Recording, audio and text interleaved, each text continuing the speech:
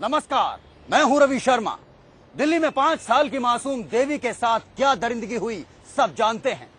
दिल्ली वाले किस कदर गुस्सा हुए ये भी सब जानते हैं। वो सड़कों पर निकले दिल्ली पुलिस के खिलाफ नारेबाजी की।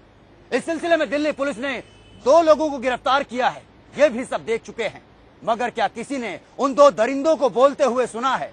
हम आज आपको सुनाने वाले हैं दरिंदे का इकबालिया बयान। दिल्ली रेप का आरोपी बोलेगा। मनोज भाई, तुमने बच्चे के साथ क्या किया था? बच्चे को हम कमरे पर ले गए थे, फिर हमने बच्चे के साथ गलत काम किया। सुनोगे तो छाती फट जाएगी, लेकिन सुनना जरूरी है। दरिंदे का कबूलनामा। सलाखें। आज इंडिया न्यूज आपको ये बताएगा जो दरिंदे ने पुलिस के बंद लॉकअप में दिल्ली पुलिस को बताया। ये जानकर कुछ लोग गुस्से से उबल सकते हैं, कुछ लोगों की आंखें भी नम हो सकती हैं, पर फिर भी ये जानना बेहद जरूरी है। ये जानना बहुत जरूरी है कि आखिर ऐसे दरिंदों के दिमाग में चलता क्या है। तो आइए देखते हैं दरिंदे का कबूलनामा। आज टीवी पर दरिंदा बोलेगा। दरिंदा आज सारे राज खोलेगा। दरिंदा बताएगा कैसे हुआ पाप। दरिंदा बताएगा कौन था उसके साथ। देवी से हुई दरिंदगी का हर लम्हा बयान करेगा दरिंदे का कबूलनामा।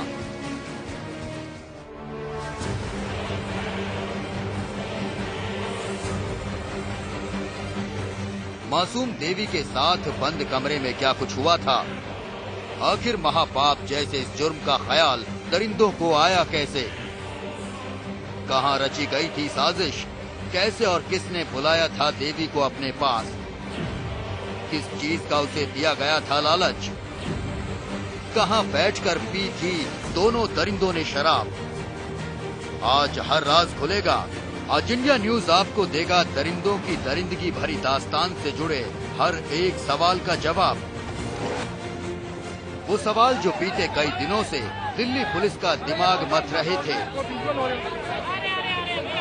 वो सवाल जो बीते कई रोज से हर प्रदर्शनकारी के दिमाग में उठ रहे थे। वो सवाल जो बेहद अहम हैं। मसलन, कहां रची गई देवी से दरिंदगी की साजिश? कैसे आया आरोपियों को देवी को अगवा करने का ख्याल? कैसे दिया गया इस घिनौने जुर्म को अंजाम? 10 रुपए की चॉकलेट कैसे बनी दरिंदगी का हथियार? आज हम आपको आपके हर सवाल का जवाब देंगे। आज इंडिया न्यूज आपको बताएगा दिल्ली में हुई दरिंदगी का घिनौना सच।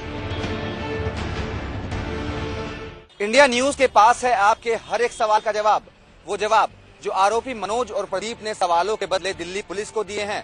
यकीन मानिए, आरोपियों ने जो बयान दिल्ली पुलिस को दिया है उसे हम आपको सुना भी नहीं सकते, लेकिन उन्होंने वो गुनाह किया है जिसे सुनाना और बताना किसी पाप से कम नहीं है। सुनकर तकलीफ हो सकती है आपको, लेकिन फिर भी सुनना जरूरी है। देखकर शायद आपका कलेजा कांप उठे, लेकिन देखना जरूरी है। सच कहें तो इस गुनाह की दास्तान सुनने के लिए हिम्मत चाहिए। कैसे एक पल में एक मासूम बच्ची की जिंदगी इन दरिंदों ने तबाह कर दी।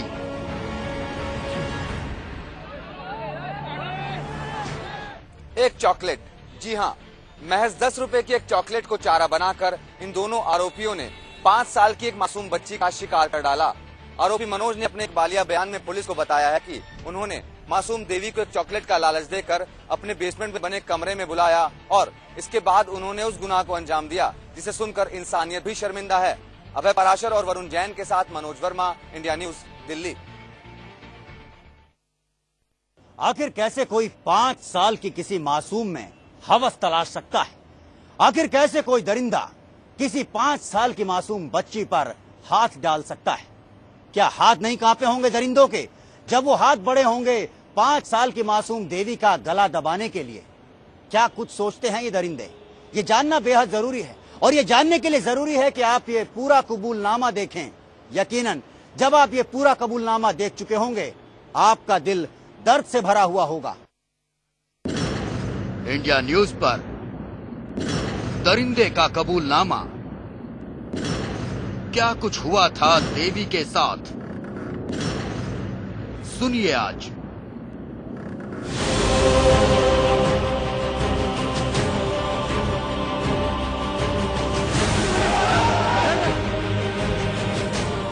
देश के सबसे खौफनाक दरिंदे, देश के सबसे बड़े हैवान इस वक्त पुलिस के शिकंजे में हैं।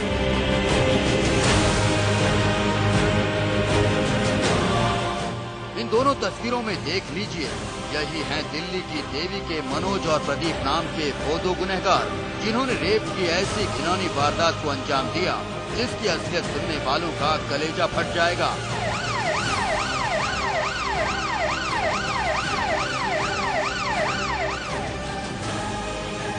तो दिल थाम कर इंडिया न्यूज पर इन दोनों आरोपियों का कबूलनामा सुनिए। सुनिए कैसे इन दोनों वहशियों ने 5 साल की मासूम देवी की मासूमियत पर न केवल हमला किया बल्कि पकड़े जाने के डर से उसे कत्ल तक करने की कोशिश की।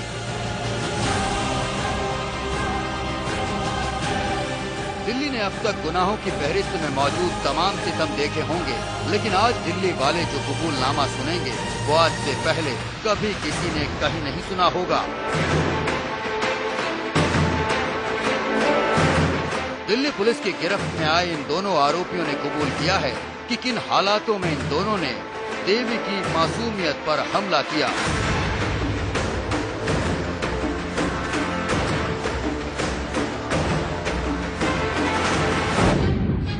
ये करने का दिमाग में आया कैसे? सर जी गलती हो गई। पूरी बात बताओ, नहीं तो अभी सेवा शुरू हो जाएगी। दिमाग मत खराब कर। करने से पहले सोचना चाहिए था गलती कर रहा है कि नहीं। 5 साल की बच्ची को भी नहीं बख्शा। सर गलती हो गई। देखो पूरी बात खोलकर बताओ वरना। सर 15 तारीख को मैं प्रदीप के घर गया हुआ था। प्रदीप का घर कहाँ है? जी वो लोनी में रहता है। फिर वहाँ क्या हुआ? हम दोनों ने वहाँ मिलकर शराब पी। हम काफी नशे में थे। अच्छा। जी मेरे मोबाइल में कुछ वीडियो थे। नशे में होने की वजह से अचानक हमें मस्ती सूझी। हमने वीडियो देखने शुरू कर दिए। वीडियो देखकर हमें लगा कोई लड़की होनी चाहिए।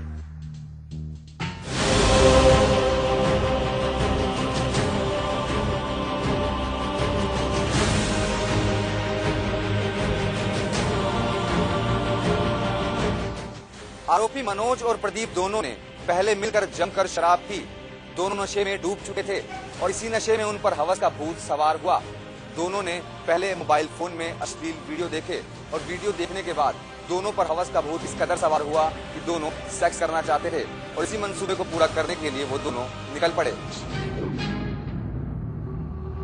तो वीडियो देखकर तुम्हें मस्ती चढ़ गई? मतलब तुम्हें अब लड़की चाहिए थी। फिर क्या किया तुमने? जी हमने सोचा कि हम किसी के साथ मस्ती करेंगे, लेकिन हमें समझ नहीं आ रहा था कि हम जाएं कहाँ। फिर मैंने घर आने का फैसला किया। प्रदीप भी मेरे साथ था। शाम करीब 6 बजे मैं अपने घर गांधीनगर लौट आया। प्रदीप भी मेरे साथ था। बताओ बताओ आगे क्या हुआ? रुको मत, बोलते जाओ। हमने घर आते वक्त भी शराब पी थी। हमारे जहन में यह भूत सवार हो चुका था कि हम किसी न किसी से सेक्स जरूर करेंगे। जब हम घर पहुंचे तो कुछ समझ नहीं आ रहा था। शराब के नशे में दिमाग खराब हो चुका था। अचानक घर के बाहर एक बच्ची घूमती दिखाई दी। हम दोनों ने उसे देखा। बस यही हमसे बड़ी गलती हो गई साहब।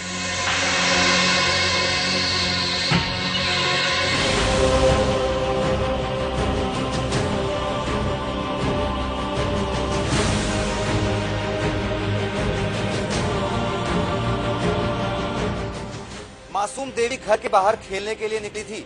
वो जीने के पास खेल रही थी, लेकिन उसे क्या पता था उसके मासूम बचपन पर दो भेड़िए निगाहें जमा कर बैठे हैं। जैसे ही आरोपी प्रदीप और मनोज की निगाह देवी पर पड़ी, उनके दिमाग में दरिंदगी दाखिल हुई और उन्होंने देवी को ही शिकार करने का फैसला कर डाला। बताओ बताओ, खुलकर बताओ आगे तुमने क्या किया? सर हमने फैसला कर लिया कि क्यों ना इस बच्ची को अगवा कर लिया जाए। क्या तुम बच्ची को जानते थे? जी मैं जानता था। कि वो हमारे ऊपरी फ्लोर पर रहने वाले पड़ोसी की बेटी है। तुम्हें शर्म नहीं आई कि एक बच्ची से ऐसी घिनौनी हरकत करने जा रहे थे? साहब, नशे में दिमाग खराब हो चुका था। आगे बताओ क्या हुआ? जी, मैं फौरन बाहर दुकान पर गया और एक छोटी सी चॉकलेट लेकर आया। मैंने वो चॉकलेट बच्ची को दिखाई और उसे कमरे के अंदर ले आया। क्या उस वक्त तुम्हें किसी ने नहीं देखा? जी नहीं, उस वक्त वहाँ कोई नहीं था। मैंने चारों ओर देखकर ही बच्ची को बुलाया था। फिर क्या हुआ?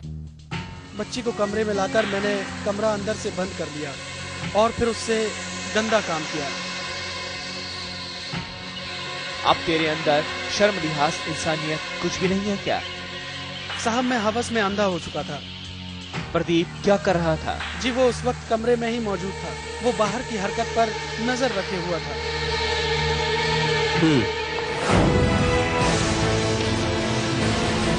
आरोपी मनोज की माने तो मासूम देवी 2 दरिंदों के बीच घिर चुकी थी और देवी पर सबसे पहला हमला खुद मनोज ने किया। बंद कमरे में देवी की असमत तार तार कर दी गई। देवी को वहां बचाने वाला कोई नहीं था। यकीन मानिए, देवी के साथ अंजाम दी गई दरिंदगी की आगे की दास्तान जानेंगे तो आप बेचैन हो उठेंगे, क्योंकि बंद कमरे में आगे जो कुछ हुआ वो दरिंदगी के इंतहा थी।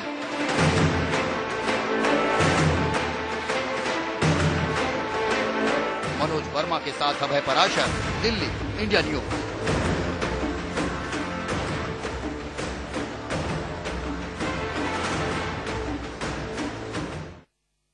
फिलहाल सलाखे में वक्त है एक छोटे से ब्रेक का, लेकिन ब्रेक के बाद आपको बताएंगे क्या वाकई इन दरिंदों ने यह दरिंदगी पहली बार की है या फिर वो आदतन दरिंदे हैं। ब्रेक के उस पार आप देखते रहिए इंडिया न्यूज। दिल्ली रेप का आरोपी बोलेगा। मनोज, तुमने बच्ची के साथ क्या किया था? बच्चे को हम कमरे पर ले गए थे, फिर हमने बच्चे के साथ गलत काम किया। सुनोगे तो छाती फट जाएगी, लेकिन सुनना जरूरी है। दरिंदे का कबूलनामा। सलाखे। 5 साल की मासूम बच्ची 2 दरिंदों के साथ एक कमरे में कैद। दरिंदे उसे अपनी हवस का शिकार बना रहे थे। वो रोई भी, चिल्लाई भी, हालांकि वो जानती नहीं थी कि उसके साथ हो क्या रहा है। वजह सिर्फ और सिर्फ दर्द था। पहले मनोज ने 5 साल की मासूम देवी को अपनी हवस का शिकार बनाया और फिर उसके बाद जो हुआ, सच कहें तो उसे खुलकर बताया भी नहीं जा सकता। यकीनन इससे ज्यादा दर्दनाक दास्तान आपने कभी नहीं सुनी होगी।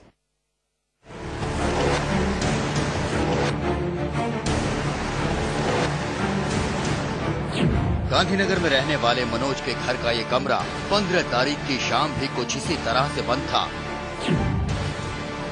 फर्क बस इतना है कि उस रोज ये कमरा भीतर से बंद था ताकि कमरे के अंदर अंजाम दी जा रही दहशत का राज बाहर न निकल सके। लेकिन मनोज ने पुलिस की गिरफ्त में आते ही तोते की तरह अपनी करतूत का सारा काला चिट्ठा खोल दिया। उसने खुद कबूल किया कि कैसे वो और प्रदीप बन गए दिल्ली के दरिंदे। मनोज ने 5 साल की मासूम से अपनी हवस मिटाई, जबकि प्रदीप हवस की आग में जल रहा था। दोनों हवस की आग में इतने अंधे हो चुके थे कि उन्हें मासूम की चीख भी सुनाई नहीं दे रही थी। मनोज की करतूत की वजह से मासूम देवी बेसुध पड़ी हुई थी। उसके निजी अंगों से ब्लीडिंग हो रही थी और प्रदीप उसे छोड़ने के मूड में बिल्कुल भी नहीं था। आखिरकार तुम्हें देवी पर जरा भी रहम नहीं आया जब तुम देख रहे थे कि देवी बेहोश हो चुकी है, उसे काफी खून बह रहा था, तो फिर तुमने प्रदीप को रोका क्यों नहीं? जी, प्रदीप भी हवस में अंधा हो चुका था। मेरे बाद उसने देवी के साथ उसी हालत में हवस मिटाई। तुम इंसान हो हैवान। एक मासूम बच्ची तुम्हारे सामने बेहोश पड़ी थी और तुम उससे हवस मिटा रहे थे। तुम्हें जो सजा दी जाए कम है। क्या किया इसके बाद तुम दोनों ने? साहब, देवी बेहोश थी, काफी ब्लीडिंग हो रही थी। हमें अब डर लगा कि अगर ये ब्लीडिंग ना रुकी तो हम कहीं पकड़े ना जाएं, कहीं देवी को होश ना आ जाए, कहीं वो चीखने ना लगे।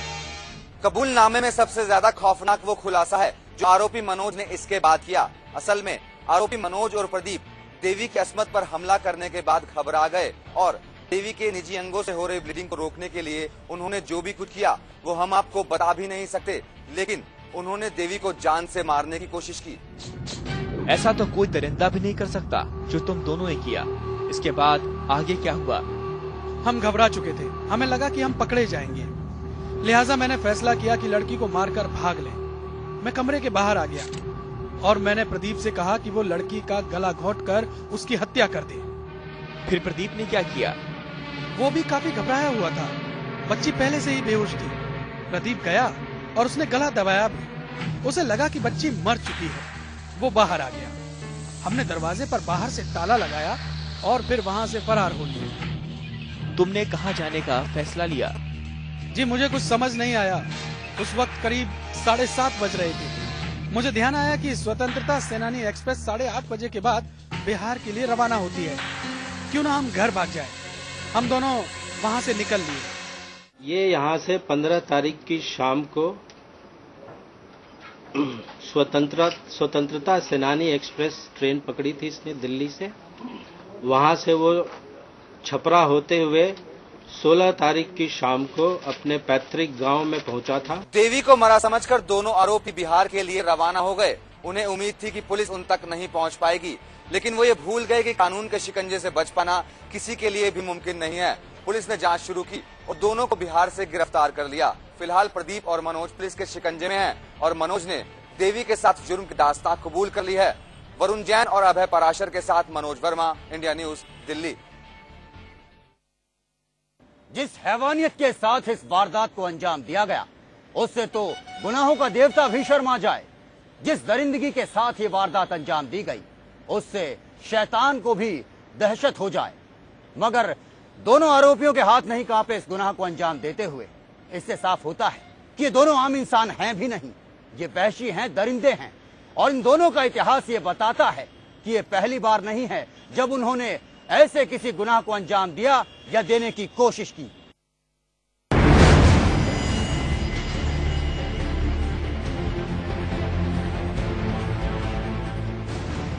प्रदीप और मनोज यही हैं दिल्ली के वो दो गुनहगार जिनका वहशीपन दरिंदगी की सारी हदें पार कर गया। इनकी करतूत से दिल्ली उबल पड़ी, लोग सड़कों पर आ गए। चारों तरफ से मांग उठी कि दिल्ली की देवी को इंसाफ दिलाओ,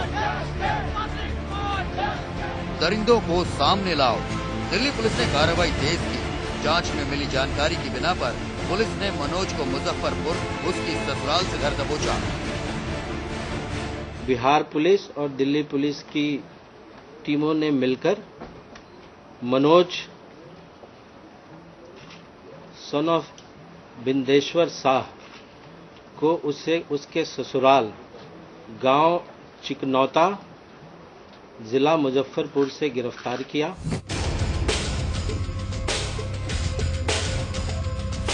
पुलिस की गिरफ्त में आने के बाद जांच में पता चला कि दरिंदगी भरी हरकत मनोज की फितरत का हिस्सा है। वो हवस में अंधा हो जाने वाला एक शैतान है। जांच में पता चला कि इससे पहले मनोज का नाम अपनी साली के साथ दुष्कर्म और हत्या के मामले में भी सामने आया था, लेकिन सबूतों के अभाव में वो बच गया था। मनोज की करतूत सामने आने के बाद खुद उसकी पत्नी इतनी शर्मसार हुई कि उसने आरोपी पति को फांसी दिए जाने की मांग कर दी। गलत है, अगर ऐसा गलत किए हैं तो उनको फांसी की सजा मिलनी चाहिए। तुम मांग करते हो फांसी की सजा की? जी हाँ, अगर ऐसा गलत किए हैं तो उसे फांसी की सजा मिलनी चाहिए। मनोज की गिरफ्तारी के बाद उसे 3 दिन की ट्रांजिट रिमांड पर दिल्ली लाया गया। पूछताछ में पता चला कि वारदात में शामिल दूसरा दरिंदा प्रदीप है। पुलिस ने फौरन एक टीम प्रदीप की तलाश में लगा दी। प्रदीप को पुलिस ने बिहार के लखीसराय से गिरफ्तार किया। प्रदीप बहरिया में अपने मौसा के यहाँ छिपा हुआ था। दिल्ली पुलिस प्रदीप को भी ट्रांजिट रिमांड पर ले आई। पूछताछ में प्रदीप ने खुलासा किया कि इस हैवानियत में एक तीसरा शख्स भी शामिल था। प्रदीप ने उस तीसरे शख्स के बारे में दिल्ली पुलिस को कुछ जानकारी दी है। दिल्ली पुलिस अब उस तीसरे शख्स की तलाश में जुट गई है। पुलिस को ये भी शक है कि प्रदीप के बयान दिल्ली पुलिस को उलझाने के लिए भी हो सकते हैं, लेकिन दिल्ली पुलिस दोनों आरोपियों के हर बयान की बारीकी से पड़ताल कर लेना चाहती है ताकि देवी के गुनहगारों को उनके किए की सजा दी जा सके।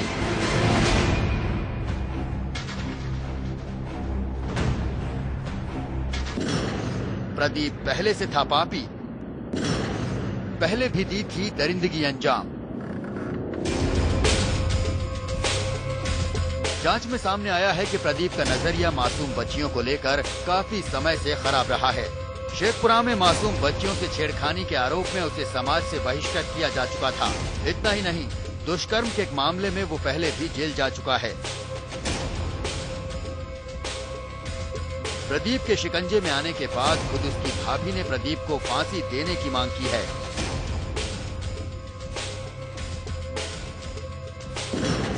दोनों आरोपी दिमागी तौर पर बीमार,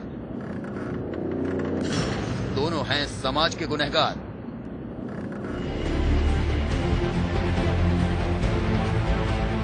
देवी के साथ अंजाम दी गई इस वारदात के बाद देश का हर बाशिंदा बस यही सोच रहा है कि आखिर कैसे कोई शख्स इस कदर वहशी हो सकता है कि उसे 5 साल की मासूम बच्ची पर भी रहम नहीं आए। हालांकि मनोविज्ञान की दुनिया में ये वहशीपन एक रोग है जो समाज के लिए बेहद खतरनाक है।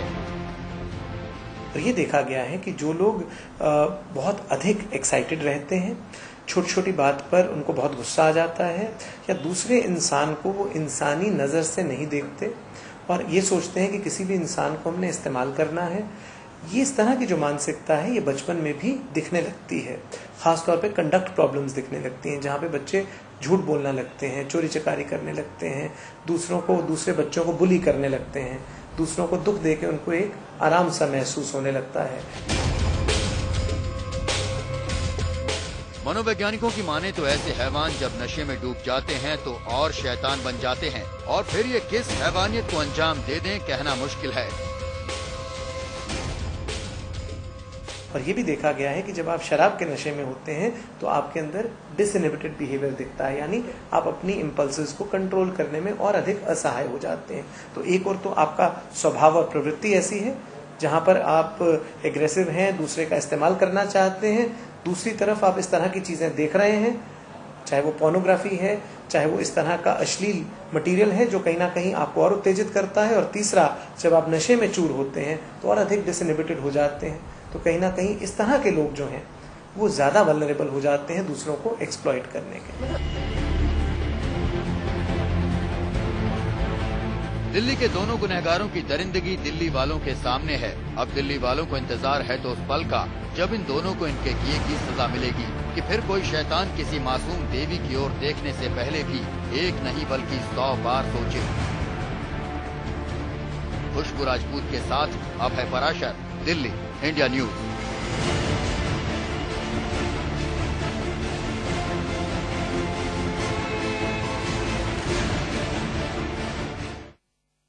सलाखों का सफर आज बस यहीं तक।